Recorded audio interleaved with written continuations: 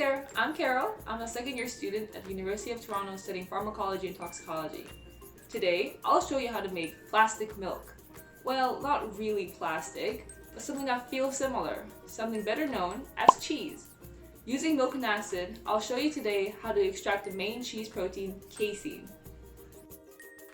For this experiment, you will need 1 cup of milk, 4 tablespoons of white vinegar, a bowl, a fork, and a strainer.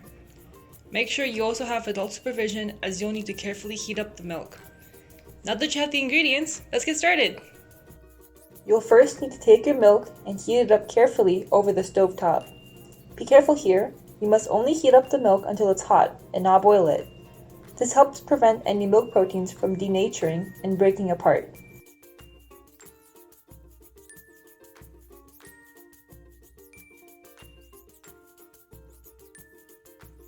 Next, carefully pour the hot milk into a bowl, add the vinegar, and stir it around with a fork for 1 minute.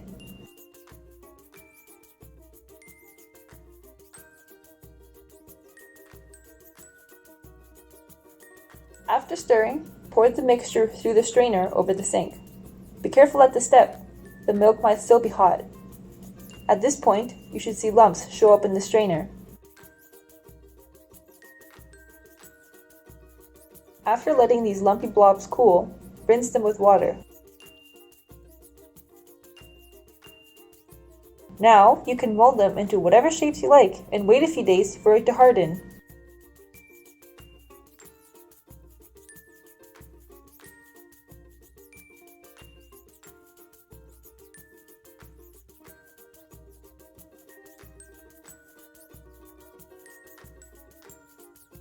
But what exactly did you just make?